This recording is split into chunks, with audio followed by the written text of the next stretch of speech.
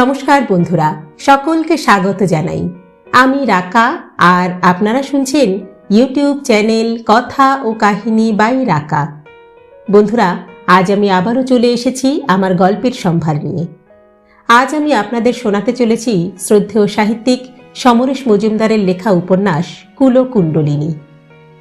আজকের উপন্যাসটি প্রাপ্তবয়স্কদের জন্য। গল্প পাঠ যদি ভালো লাগে তাহলে একটা ছোট্ট লাইক করে দেবেন। আর আমাদের চ্যানেলে যদি আপনি প্রথমবারের জন্য এসে থাকেন তাহলে অবশ্যই চ্যানেলটি সাবস্ক্রাইব করে নেবেন। কিন্তু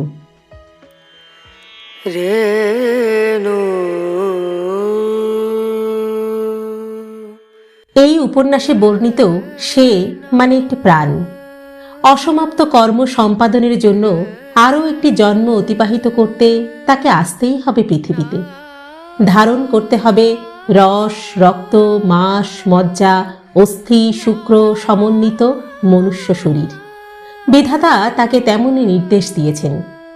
পরমপিতা অবশ্য এই স্বাধিকারটুকু তাকে মঞ্জুর করেছেন যে আগামী জন্মের মাতৃগর্ভ সে নিজেই নির্বাচন করে নিতে পারবে, তবে হাতে মাত্র এক রাত্রির সময়সীমা।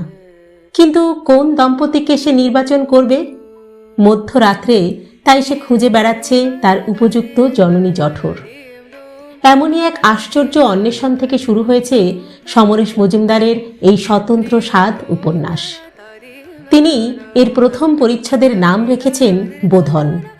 গর্ভগৃহে অবস্থান ও জন্ম থেকে শুরু করে ক্রম পরিণতির সঙ্গে মিলিয়ে পরবর্তী পরিচ্ছেদের নাম যথাক্রমে সপ্তমী, অষ্টমী, নবমী ও দশমী বা ভাসান। পরিচ্ছেদ শিরোনামার মতোই আদ্যন্ত চমকপ্রদ এই উপন্যাস, এই কুলকুণ্ডলিনী, যার সমাপ্তি আসলে আরেক আরম্ভেরই সূচনা। শরীরের মূলাধারে নিদ্রিত শক্তিকে জাগ্রত করার সাধনায় যা করে উদ্বুদ্ধ।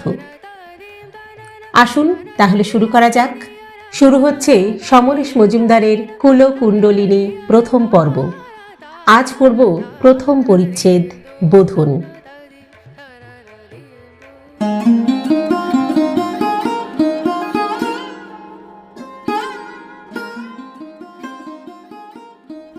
একটির পরে একটি স্তর পেরিয়ে তিনি নেমে আসছিলেন। তার ইচ্ছা শক্তি এখন নিষ্ক্রিয়।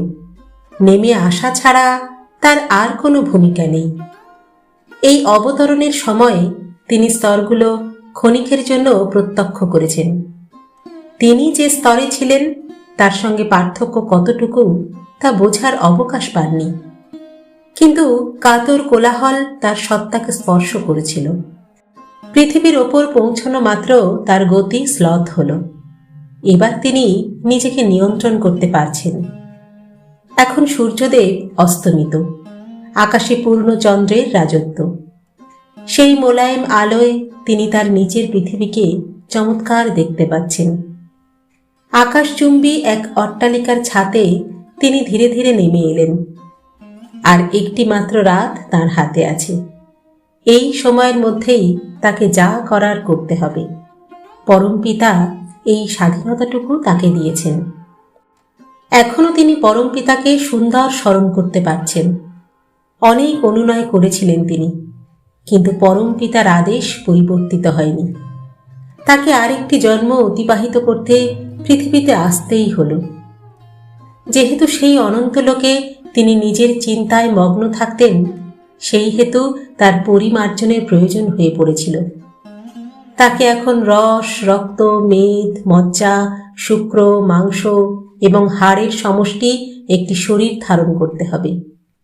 সারাটি জীবন ওই শরীরের মূলাধারে নিদ্রিত শক্তিকে জাগ্রত করার সাধনা করতে হবে। কিন্তু পরমপিতা তাকে একটি কৃপা করেছেন। যে গর্ভগৃহে তাকে 10 মাস কাল অবস্থান করতে হবে তা তিনি নিজেই নির্ধারণ করতে পারবেন। পৃথিবীর পরিমণ্ডলে আসা মাত্র তার কিছু স্মরণে এলো। এই অনন্ত বিশ্বের জন্মদাতা যেমন পরমপিতা, তেমনি একটি মানুষের আরাধ্য দেবী হলেন তার জননী, যিনি সময় বিশেষে ঈশ্বরের ভূমিকা পালন করেন। তাই কোন নারীকে তিনি জননীর সম্মান দেবেন তা অনেক ভেবেচিন্তে ঠিক করতে হবে। হাতে মাত্র একটি রাত। পৃথিবীর সর্বত্র কোনো না কোনো নারী প্রতি রাত্রে গর্ভবতী হচ্ছে। তাদের সন্ধান করা সহজ কাজ নয়। তিনি স্থির করলেন এই বিশাল অট্টালিকা, যার প্রতিটি তলায় আলাদা আলাদা নারী পুরুষের বাস, এখানেই সন্ধান করা শ্রেয়। তিনি আকাশে তাকালেন। পূর্ণচন্দ্র এখনো মধ্য গগনে উপস্থিত হয়নি। তার স্মরণে এলো এমন রাতে নারী পুরুষের ঘনিষ্ঠতা বাড়াতে সাহায্য করে। তার শরীর এখন অবয়বহীন। বাতাসের মতো তিনি শূন্যে ইচ্ছে মতন ভেসে বেড়াতে পারেন। কাল নষ্ট না করে তিনি সন্ধানে বেরিয়ে পড়লেন। আকাশচুম্বী এই অট্টালিকার ছাদ থেকে তিনি নেমে এলেন প্রথম ফ্ল্যাটটির জানালায়। একটি সুন্দর ঘর, এক খাটে বৃদ্ধ শুয়ে আছেন।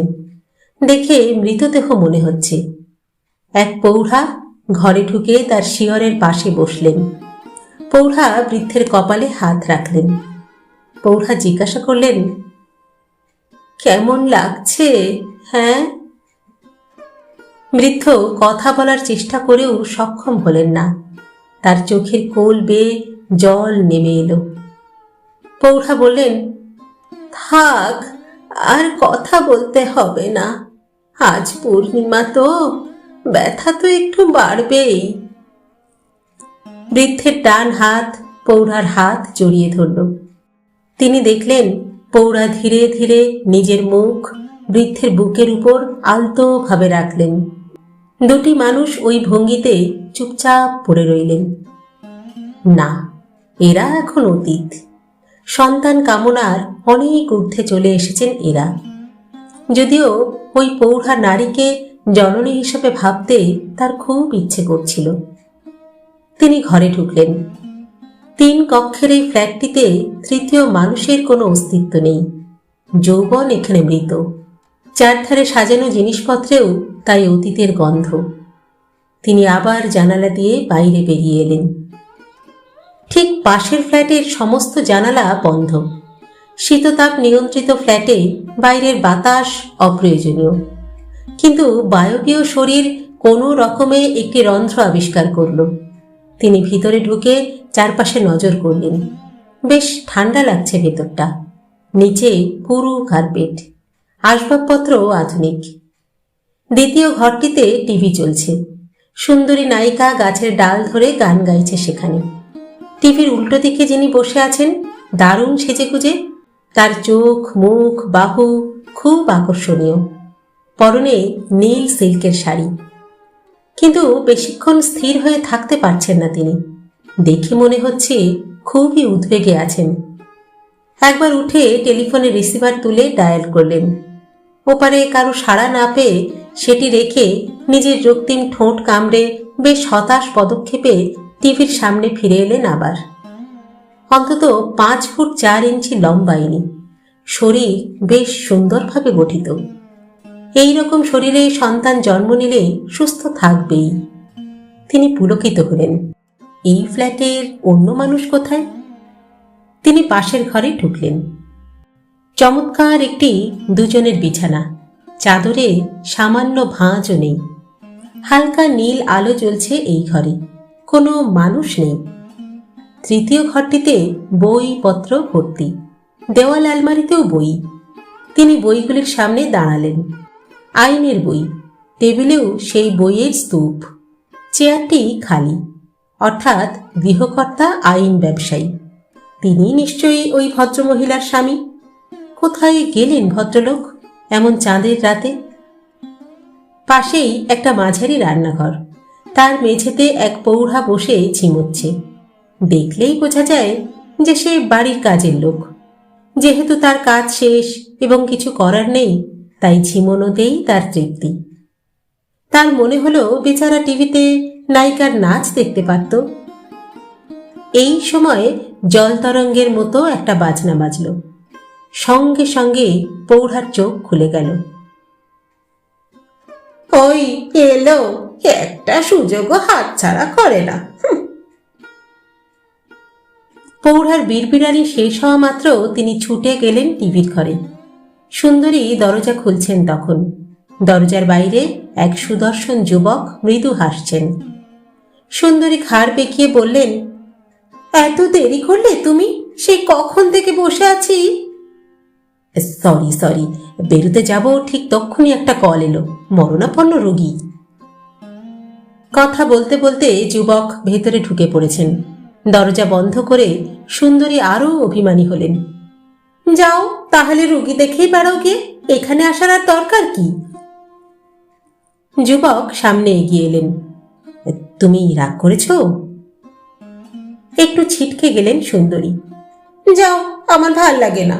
সপ্তাহে এক আধ দিন একটু সুযোগ পাই, তবু তোমার সময় হয় না। আমাকে আর ভালো লাগছে না, তাই না? বুঝতে পারছি আমি। যুবক এবার একটু জোর করে সুন্দরীকে আলিঙ্গনাবদ্ধ করলেন। ক্ষমা চাইছি গো, আর হবে না। আসলে মুখের উপর যাব না বললে প্রফেশনের ক্ষতি হবে তো, তাই। আমার চেয়ে তোমার কাছে বুঝি প্রফেশন বড় হলো? সুন্দরীর অভিমান তখনও যায়নি। খানিকটা দূরে দাঁড়িয়ে তিনি এই দুটি মানুষের লীলা দেখতে লাগলেন। অভিমান ভাঙানোর পর্ব মিটল। সুন্দরী যুবকের বক্ষ লগ্না হয়ে বসে আছেন। মিষ্টি আদুরে কথাবার্তা। তার মনে হতে লাগলো এভাবেই তো হয়। সুন্দরীকে জননী হিসাবে এই মুহূর্তে তার পছন্দ হচ্ছে না, কারণ ওই সব কথাবার্তা, নারীসুলভ ভাবভঙ্গি। কিন্তু উনি যখন জননী হবেন তখন নিশ্চয়ই চরিত্র বদলে যাবে। এই, কি চাই এখানে? হ্যাঁ? চিৎকারটা এত কর্কশ যে তিনি চমকে উঠলেন। যুবকের বক্ষ ছেড়ে সরে বসেছেন সুন্দরী, তার ক্রুদ্ধ মুখ দরজার দিকে ফেরানো। সেখানে সেই পৌঢ়া কাজের লোকটি অত্যন্ত সংকুচিত হয়ে দাঁড়িয়ে। প্রশ্নের জবাবে সে কোনো মতে বলল, খাবার যে ঠান্ডা হয়ে যাবে, তাই। যাই যাক, তোমাকে হাজারবার না বলেছি না ডাকলে তুমি এই ঘরে আসবে না? বাবু তো নেই, তাই ভাবলাম আসতে পারি। পৌঢ়া ঘুরে দাঁড়ালো, তারপর নিঃশব্দে যেখান থেকে এসেছিল সেখানেই ফিরে গেল। সুন্দরী বললেন, ডিসকাস্টিং। আমি ঠিক জানি ও এখানে ইচ্ছে করে এসেছিল। কেন বলো তো? যুবক যেন বেশ চিন্তিত। কি আর দেখতে আমি কি করছি? সুন্দরী আবার ঘনিষ্ঠ হলেন। বকশিস কিছু দিলে হয় না? মাথা খারাপ নাকি? একেবারে পেয়ে বসবে। যাকগে, তুমি আমার কথা কি ভাবছো তাই বলো। তোমার কথাই তো ভাবি। ছাই ভাবো। শোনো, এবার ও ফিরলে আমি কিন্তু অ্যানাউন্স করব। এই না, এখনই না। যুবক সুন্দরীকে চুম্বন করলেন। এখনই করলে অনেক ঝামেলা হবে, বুঝলে? তোমার কর্তাকে এখন কিচ্ছু বলার দরকার নেই। বারে, তাহলে আর কখন বলবো? ও আমার কোনো কথাই না বলে না। চাইলে নিশ্চয়ই আমাকে ডিভোর্স দিয়ে দেবে, তখন তোমার সঙ্গে। এবার সুন্দরী হাসলেন। যদি না দেয়, ধরো এবারই যদি তোমার কথার অবাধ্য হয়, রিস্ক নেওয়া ঠিক হবে না, বুঝেছ? একটু ভাবতে হবে। আচ্ছা, এখন এসো। তিনি ধীরে ধীরে সরে এলেন। না, অসম্ভব। তিনি একটি সুস্থ পিতামাতা চান। এরা সম্পর্কহীন। নারীটি দ্বিচারিণী। এর গর্ভ থেকে জন্ম নিলে তার পরিচয় কি হবে? যার জন্ম হবে বেআইনিভাবে, তাকে তো সারা জীবন সমস্যা তাড়া করে বেড়াবে। না, তিনি এমন ভুল করতে পারেন না। তার ইচ্ছে হচ্ছিল পুরুষটিকে আঘাত করে এইসব কাজ থেকে বিরত করতে, কিন্তু এই অবয়বহীন অবস্থায় তিনি কিছুই করতে পারেন না। কোনো শক্তি তার নেই। হঠাৎ তার খেয়াল হলো, তিনি কেন পুরুষটিকে আঘাত করার কথা ভাবলেন, নারীটিকে নয় কেন? আসলে ওই নারী তো পুরুষটিকে প্রশ্রয় দিচ্ছে, স্বামীর অনুপস্থিতিতে এই অবৈধ লীলা চালাচ্ছে। অতএব আঘাত তো নারীরই প্রাপ্য। উত্তরটা নিজের কাছেই স্পষ্ট নয়। যে রন্ধ্রপথে তিনি প্রবেশ করেছিলেন সেটি দিয়ে সোজা বেরিয়ে এলেন আবার। বাইরেটা জ্যোৎস্নায় ঝকমক করছে। অনেক নিচে রাস্তা। আলোগুলোকে বাহুল্য বলে মনে হচ্ছে। না, প্রকৃতি দেখার মতো সময় এখন হাতে নেই। তিনি পাশের ফ্ল্যাটে উঁকি মারলেন। এদের জানালা টান টান খোলা। এত উপরে বলে কারো নজর ঘরে পৌঁছয় না। তিনি দেখলেন এক মধ্যবয়স্কা নারী আয়নার সামনে বসে চুল আছড়াচ্ছেন। তার মুখ বেশ গম্ভীর। গম্ভীর বলেই ওর সৌন্দর্যে একটা আলাদা মাত্রা এসেছে। ঘরে শিশুর কিছু খেলনা ছড়ানো, কিন্তু শিশুটি নেই। একটি কাঠের ঘোড়া দেখে বোঝা গেল শিশুটির বয়স বছর চারেকের বেশি নয়। নারীর চুল বাঁধা হয়ে গেল। সে উঠে দাঁড়াতেই তার মনে হলো এই হলো প্রকৃত জননী হবার যোগ্যা। যৌবন শুরুর শীর্ষ চাঞ্চল্য নেই, আবার ভাঁটার টান অনেক দূরে। তিনি খুশি হলেন, যাক, ঠিক জায়গায় পৌঁছানো গেল। কিন্তু এই নারীর গর্ভগৃহে প্রবেশ করতে পুরুষের সাহায্য দরকার। এর স্বামী কোথায়? তিনি পাশের ঘরে ঢুকলেন। সেখানে একটি শিশু বিছানায় শুয়ে, তার মাথার পাশে আধশোয়া হয়ে আছেন এক প্রৌঢ়া। না, একে কাজের লোক বলে মনে হয় না। প্রৌঢ়া গল্প বলছেন, শিশু শুনছে। এই সময় পাশের দরজা খুলে ঘরে ঢুকলো একটি পুরুষ। মা, এবার তোমরা ঘুমিয়ে পড়ো। দাঁড়া রে দাঁড়া, আগে তোর ছেলের চোখে ঘুম তো আসুক। কতক্ষণ আর বকবক করবে? তা বললে কি চলে? এককালে তোরও তো গল্প না শুনলে ঘুম আসতো না। প্রৌঢ়া হাসলেন। তোদেরকে তো তবু রাজা রানীর গল্প বলতে হতো, আর একে একে সুপারম্যানের গল্প শোনাতে হয়। এইবার শিশুটি স্পষ্ট বলে উঠল, তুমি যাও না, আমি গল্প শুনব। পুরুষ হেসে শিশুর কপালে হাত বুলিয়ে দিতেই প্রৌঢ়া নিচু স্বরে জিজ্ঞাসা করলেন, হ্যাঁ রে বৌমার কি হয়েছে বলতো? দুদিন ধরে দেখছি কেমন মুখ গম্ভীর, জিজ্ঞাসা করলেও জবাব দেয় না। তা আমি তো বাবা কিছুই বুঝতে পারি না। পুরুষ হাসল, আমিও না। তৎক্ষণাৎ শিশুটি বলে উঠল, আমিও না। পুরুষ আবার শব্দ করে হাসল, তারপর নারীর ঘরের দিকে এগুলো। তিনি খুশি হলেন। বাহ, এই তো উপযুক্ত সাংসারিক পরিবেশ। এ বাড়িতে জন্মগ্রহণ করলে এই শিশুটিকে দাদা বলতে হবে, মন্দ কি? তিনি দ্রুত পুরুষটির কাছে পৌঁছে গেলেন। সে আজ ঘরের দরজা বন্ধ করছে। নারী ইতিমধ্যে খাটে পাশ ফিরে শুয়ে পড়েছে। পুরুষ টেবিলে ঢাকা দেওয়া জলের গ্লাস তুলে নিয়ে সেদিকে কিছুক্ষণ তাকিয়ে নিঃশব্দে জলপান করল। তারপর আলো নেভালো। তিনি দেখলেন পুরুষ স্লথ পায়ে বিছানার দিকে এগিয়ে যাচ্ছে। তিনি প্রস্তুত হলেন। এই সময় নারী চাপা গলায় বলে উঠল, না, তুমি ছোবে না আমাকে। বিছানায় বসে পুরুষ বলল, কেন? কেন আবার জিজ্ঞাসা করছো? উফ, ব্যাপারটাকে সহজভাবে নাও নিতা। সহজভাবে? তুমি আমাকে ভুল বুঝিয়েছিলে। আমি তোমাকে বারবার বলেছিলাম, তুমি শোনোনি। না, আমি আর মেনে নেব না এসব।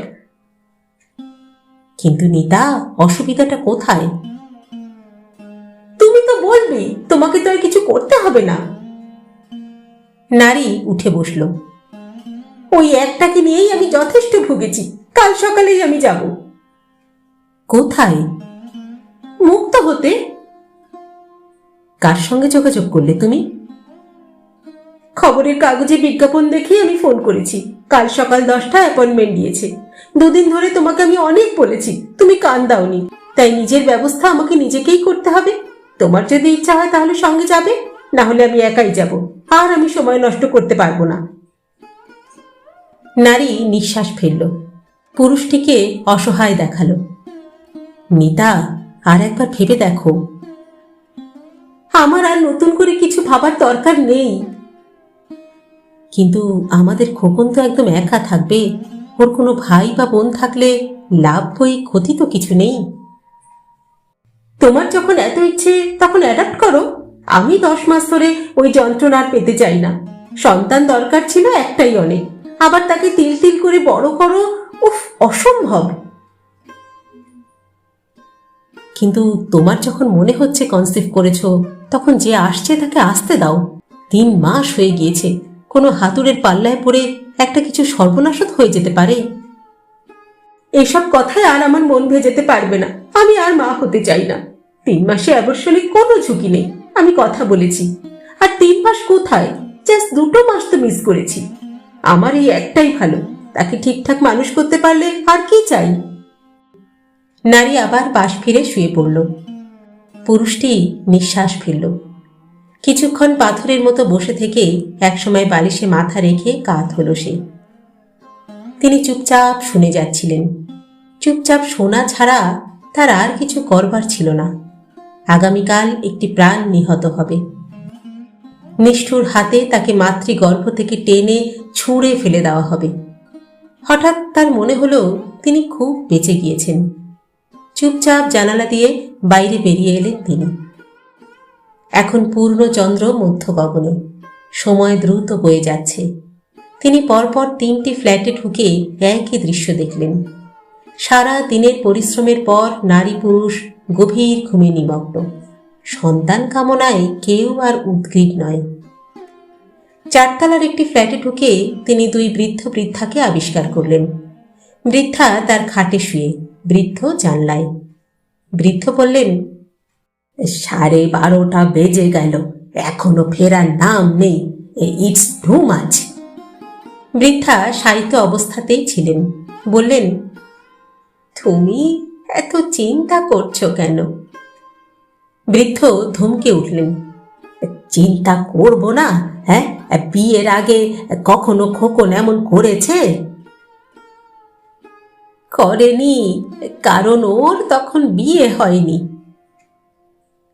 আমাকে বিয়ে দেখিও না, বুঝেছ? কোন কালে আমি তোমাকে নিয়ে এমন মাঝরাত অব্দি টোটো করে ঘুরেছি বলো তো? সভ্যতা বলে তো একটা কথা আছে নাকি?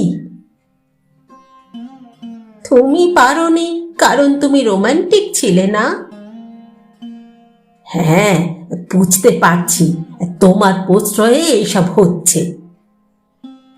আশ্চর্য, ছেলে মেয়ে দুটোর সবে বিয়ে হয়েছে, এখনই আনন্দ করার তো সময়, আর তুমি ঘরে বসে হেঁটিয়ে মরছো।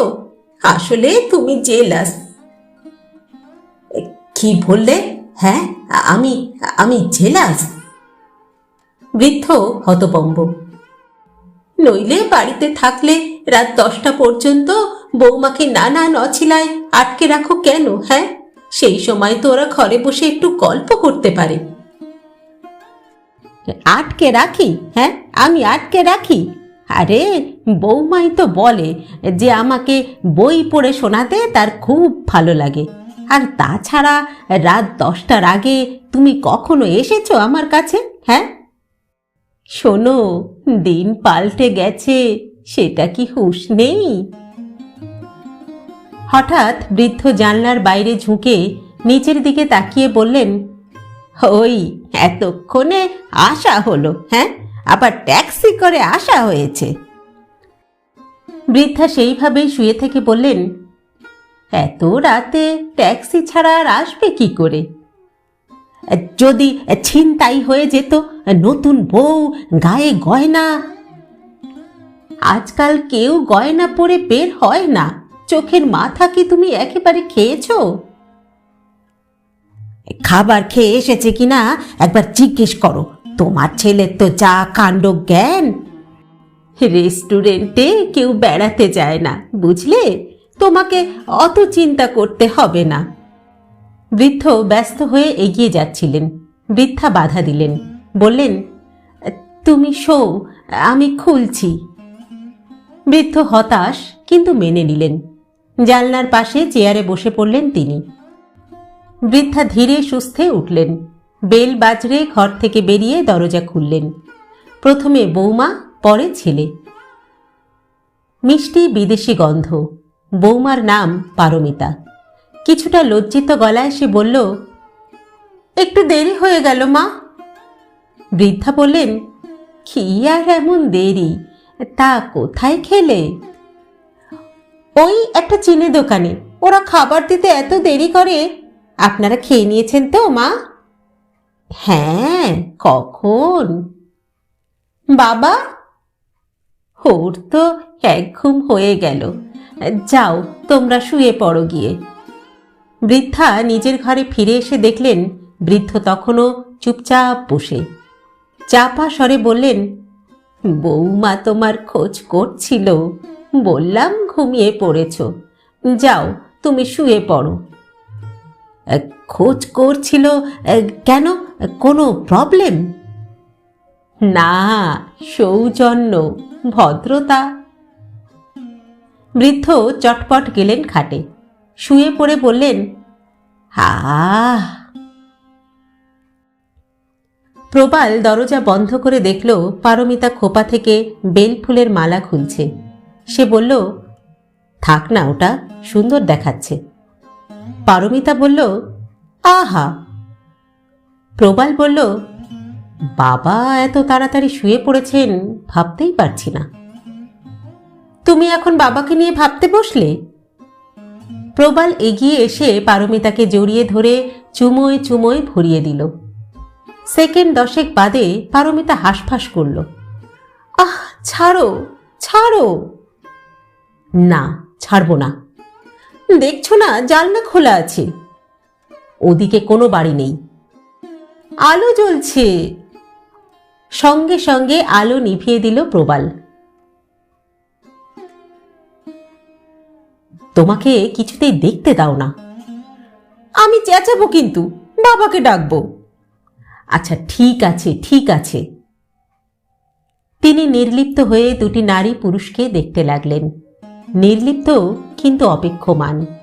এতক্ষণে বুঝে গিয়েছেন এই যুবক যুবতী তার পিতামাতা হবার পক্ষে উপযুক্ত।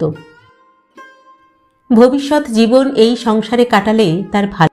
এখানে সন্তানের জন্য পিতার উদ্বেগ আছে, মায়ের স্নেহ পর্যাপ্ত, বয়স্কর প্রতি কনিষ্ঠের শ্রদ্ধা আছে, আর স্বামী স্ত্রীর মধ্যে আছে বন্ধুত্ব। এর চেয়ে বেশি আর কি বা আশা করা যেতে পারে? আদরের প্রাথমিক স্তর পেরিয়ে যাওয়া মাত্র বিছানায় শায়িত পারমিতা প্রতিবাদ জানালো, না আজ নয়, প্লিজ। কেন? না, আজ নয়। কেন? প্রবালের গলায় সহস্র আবদার। না, এখন সময় নয়। বারংবার মাথা ঝাঁকালো পারমিতা। তুমি কিচ্ছু ভেবো না। না প্লিজ, আমি এত তাড়াতাড়ি মা হতে চাই না। কথা দিচ্ছি হবে না। ঠিক তো? 100 বার। এই সব শব্দাবলী তার কানে গেল। সঙ্গে সঙ্গে এতক্ষণের সব ভালো লাগা উধাও। কি আশ্চর্য, এরা সন্তান চায় না? ওই নবীনা যুবতী যদি মা না হতে চায় তাহলে তিনি কি করবেন? এখন ওর শরীরে প্রবেশ করলে তিনি অনাকাঙ্ক্ষিত হয়ে যেতে পারেন। অনাকাঙ্ক্ষিত সন্তানকে নির্দয়ভাবে উপড়ে ফেলা যে নারীর পক্ষে অসম্ভব নয় তা তিনি একটু আগেই দেখে এসেছেন। আহ, এখন কি করা যায়? আবার সন্ধানে বেরোনো? রাত কমে আসছে যে। হঠাৎ মনে হলো পারমিতার মতো মিষ্টি স্বভাবের মেয়ে অতটা নির্দয় হতে পারবে না। অনিচ্ছা এলেও তাকে মেনে নিতে হবে। তাছাড়া এই বাড়িতে শ্বশুর শাশুড়ি আছেন, কোনো ঝুঁকি নেওয়া কি এদের পক্ষে সম্ভব হবে? তিনি চোখ বন্ধ করলেন। পৃথিবীর যে কয়জন নারী পুরুষ শুধু সন্তান কামনায় পরস্পরের সঙ্গে মিলিত হন, তাদের সন্ধান পেতে অনেক অনেক রাত অপেক্ষা করতে হবে। ঈশ্বর তাকে সেই সময় দেননি। অতএব সেই ব্রহ্ম মুহূর্তে তিনি একটি প্রাণ তার মানব জন্মের উদ্দেশ্যে যাত্রা করলেন।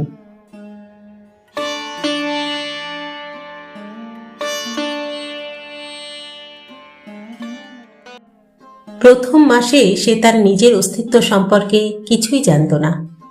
যে ডিম্বকোষ থেকে সে উদ্ভূত তা এত ক্ষুদ্র যে চোখেই দেখা যায় না। 30 দিনের মাথায় শরীরের আদল এলো। একটি মস্তকের আকৃতি পেল সেই শরীর।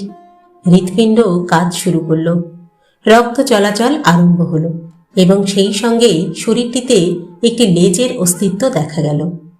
এবং সেই সময় যখন হাত এবং পা চোখ ও কান, উদর আর মস্তিষ্কের প্রাথমিক প্রকাশ শুরু হচ্ছে। জীবনে এই প্রথম মাসটিতে পূর্ণাঙ্গ মানুষের শরীরে যা যা প্রয়োজন তার আয়োজন শুরু হতে থাকে। এই সঙ্গে জীবিত মানুষের যা সবচেয়ে বড় প্রয়োজন, খাবার সংগ্রহের চেষ্টা, তা ওই ক্ষুদ্র শরীরটিতে দেখা গেল। মায়ের শরীরের রক্তে খাদ্যবস্তু আছে, অক্সিজেন ও জলও আছে। এসবই ট্রোকোপ্লাস্ট হজম করে রক্তবাহের মাধ্যমে ভ্রূণের শরীরে পৌঁছে দেয়। এই খাবার হজম হয়ে যাওয়ার পর বর্জ্য পদার্থ আবার একই প্রক্রিয়ায় মায়ের রক্তে ফিরিয়ে দেওয়া হয়, যা তার বৃক্ক এবং ফুসফুসের মাধ্যমে শরীর থেকে বেরিয়ে যায়। মায়ের রক্ত এই মহান সাহায্যটিকে করে থাকে বলে শরীর বৃদ্ধি পায়, কিন্তু কোনো অবস্থাতেই মায়ের রক্ত ভ্রূণের ক্ষুদ্র শরীরে বৃত্তায়িত হয় না। ইতিমধ্যে শরীরের পরিবর্তন অনিবার্য হয়ে উঠেছে। পূর্ণ মানুষের চেহারা পেতে এই পরিবর্তন অত্যন্ত জরুরি। যখন ট্রোকোপ্লাস্ট মায়ের শরীরে একটি বাসা তৈরি করছে, ডিম্বকোষের ভেতরের সেল নিজেকে একটি শক্ত ভরাট বল থেকে একটি কাঁপা অঙ্গে রূপান্তরিত করছে। একটি আদি কোষকে দুভাগে ভাগ করে ফেলা হলো। নিচের অংশটি অপেক্ষাকৃত শূন্য, কুসুমের অধিষ্ঠান। উপরের অংশটি জলে পরিপূর্ণ থাকে ভ্রূণকে ঘিরে, যেন জলের জ্যাকেটে সেটি ভাসে এবং যে কোনো আঘাত থেকে বাঁচতে সাহায্য করে। নিরাপত্তা ব্যবস্থা সম্পূর্ণ হওয়া মাত্র শরীর তৈরির কাজ দ্রুত লয়ে শুরু হয়ে যায়। 17 দিন থেকেই হৃদযন্ত্রের কাজ শুরু হয়ে গেছে। একই সঙ্গে নার্ভাস সিস্টেম সক্রিয় হয়েছে, ক্ষুধার নিবৃত্তি করা হয়েছে। 25 দিনের মাথায় সেটি একটি ছোট্ট শরীর, যার আয়তন 1 ইঞ্চির 10 ভাগের 1 ভাগ, মাথা, লেজ এবং পেটের সমষ্টি। হাত, পা, মুখ অথবা ঘাড় তখন অনেক দূরে, সুতরাং তার হৃদযন্ত্র মস্তিষ্কের কাছাকাছি। এই সময় থেকেই তার ফুসফুস এবং বৃক্ক রূপ পেতে থাকে। 5 সপ্তাহের মধ্যে ভ্রূণের চেহারা 1 ইঞ্চির 4 ভাগের 1 ভাগ হয়ে গেল। তখন তার শরীর প্রায় গোলাকার ভঙ্গিতে রয়েছে এবং পেটের নিচে ছোট্ট লেজ, শরীরের দুপাশে একটু বাড়তি কিছু। মাথায় এরপরে 2 গর্তের আকারে চোখের জন্ম হলো, যা মস্তিষ্ক নালীর থেকেই বেরিয়েছে। চোখের খুব কাছেই কান তার আদল নিতে শুরু করেছে, নাক মাথা চাড়া দিচ্ছে। এই 5 সপ্তাহে সে একটি ডিম থেকে মানুষের শরীরের রূপান্তরের যাত্রা সম্পূর্ণ করে ফেলল। দ্বিতীয় মাসে তার মুখাবয়ব আদল পেতে লাগল। মুখ, মাড়ি, ঘাড়, কপাল তৈরির মাস এটি। তৃতীয় মাসে সে পুরুষের আকৃতি পেল। এটি লিঙ্গ নির্ধারণের সময়। চতুর্থ মাসে তার দৈর্ঘ্য 6 থেকে 8 ইঞ্চি, অর্থাৎ জন্মের সময় শিশুর যা দৈর্ঘ্য তার অর্ধেক। এই সময় থেকে শরীর তৈরির কাজকর্মগুলোই একটু ঢিলেমি আসে। এখন তার হাত পা পূর্ণ অবয়ব পেয়েছে, যদিও নখের জন্ম হয়নি। 5 মাসে চুল, নখ এবং চামড়ায় বৃদ্ধি দেখা গেল। শরীর যখন 6 মাসের আয়ু পেল, তখন চোখের পাতা এবং দৃষ্টিশক্তির সঞ্চার হলো। 7ম মাসে মস্তিষ্কের পূর্ণতা এলো। 9ম মাসে সে পূর্ণ মানুষ। তার প্রতিটি অঙ্গ এখন সুগঠিত, তার বোধ এখন জাগ্রত। এই অন্ধকার ক্লেদাক্ত গুহায় সে আর থাকতে চাইছে না। সে তার হাত দুটো এবং পা ছুঁড়ে প্রায় বিক্ষোভ জানাচ্ছে। এতেও কাজ হচ্ছে না বলে নিজের অবস্থানের পরিবর্তন করছে। যেটুকু সময় সে ঘুমোয়, সেটুকু সময় মায়ের শরীর শান্ত থাকে। যখন সে জেগে ওঠে, তখনই বিক্ষোভ শুরু হয়ে যায়। বিধাতা পুরুষ বলেছিলেন, ভূমিষ্ঠ হওয়া মাত্র তার সঙ্গে সংযোগ বিচ্ছিন্ন হয়ে যাবে।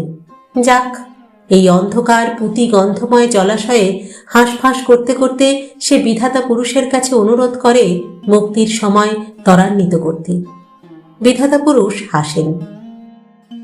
এত তাড়া কেন? আমি আর এখানে থাকতে পারছি না। কেন? 9 মাস তো বেশ ছিলে। তখন আমার বোধ ছিল না। আমার চারপাশে অন্ধকার, আমি আলো চাই। আমার চারপাশে ক্লেদাক্ত জলরাশি, আমি সহ্য করতে পারছি না। তাছাড়া আমার ভয় করে। কিসের ভয়? যার শরীরে আমি, তার ইচ্ছায় আমার অস্তিত্ব বেঁচে আছে। এতদিন তো তাই ছিলে। হ্যাঁ, কিন্তু তার যদি কোনো দুর্ঘটনা ঘটে, তার অবহেলা যদি আমার শরীরে আঘাত করে, আহ, আমি আমি ধ্বংস হয়ে যাব। কিন্তু তুমি যেখানে যেতে চাইছো সেই জায়গা তুমি জানো না। হয়তো এর চেয়ে সহস্র গুণ প্রতিগন্ধময় হতে পারে, লক্ষ গুণ ক্লেদাক্ত, অনেক অন্ধকার। হোক, সেই জায়গা আমি চোখে দেখিনি, বাস করিনি। এখানে আমি আর থাকতে পারছি না। বোধহীন অবস্থায় যা মেনে নেওয়া যায়, বোধ এলে তা অসহ্য হয়ে দাঁড়ায়। আমায় মুক্তি দিন। বেশ, তুমি মুক্তি পাবে, তবু আরো কিছুদিন সময় লাগবে। তোমার শরীরের শেষ কাজগুলো এই সময় সম্পন্ন হবে। তোমার সৌন্দর্যের পরিপূর্ণতার জন্য শেষ তুলির টান। শেষ পর্যন্ত সেই মহালগ্ন এলো। মাধ্যাকর্ষণ শক্তি তাকে নিম্নমুখী করল। তার মাথা নিচের দিকে চলে এলো। মায়ের শরীরকে আঘাত করতে করতে সে তার যাত্রাপথ প্রশস্ত করতে লাগল। মা বেদনার্থ হলেন। প্রথম দিকে 10 মিনিট থেকে আধ ঘন্টা অন্তর, পরের দিকে সেটি 2-3 মিনিটে এসে পৌঁছল। শেষ পর্যন্ত যে জলাশয়টি তার চারপাশে ছিল তা ভেঙে যেতে পথ পিচ্ছিল হল। তার জীবনের সবচেয়ে গুরুত্বপূর্ণ মুহূর্ত হল ভূমিষ্ঠ হবার সময়। এতদিন তার ফুসফুস অকেজ ছিল, চুপসে থাকা বেলুনের মতন। তার মায়ের শরীর থেকেই সে অক্সিজেন পেত। জন্মানো মাত্র তার রক্ত ফুসফুসে পৌঁছল। ঠিক যেভাবে আকাশ থেকে প্যারাশুট নিয়ে ঝাঁপ দেবার পর সেটি খুলে যায় ছাতির মতো, তেমনি ফুসফুস কাজ শুরু করে। যদি কোনো কারণে প্যারাশুট না খোলে, তাহলে এত দিনের সব আয়োজন বৃথা হয়ে যায়। ফুসফুস চালু হলো। তার জন্মসূত্র বিচ্ছিন্ন করা হলো। জন্মমাত্র তাকে সক্রিয় করার জন্য 2 পা উঁচুতে রেখে মাথা নিম্নমুখী করে তাকে কাঁদানো হলো। তার জীবনের প্রথম কান্না জীবন শুরুতেই। সেই কান্না তার অস্তিত্বের প্রমাণে সবাইকে সাহায্য করল।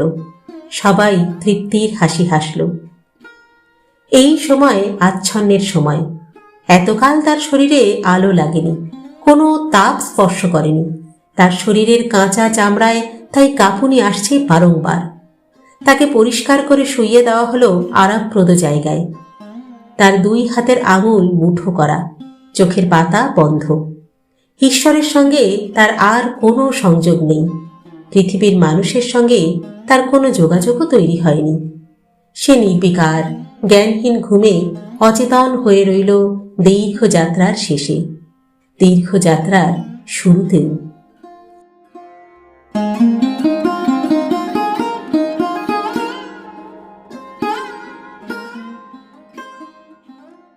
শেষ হল সমরেশ মজুমদারের লেখা কুলকুণ্ডলিনী প্রথম পর্ব।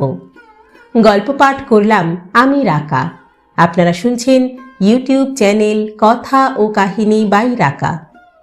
আজকের পর্বটি কেমন লাগলো আপনাদের?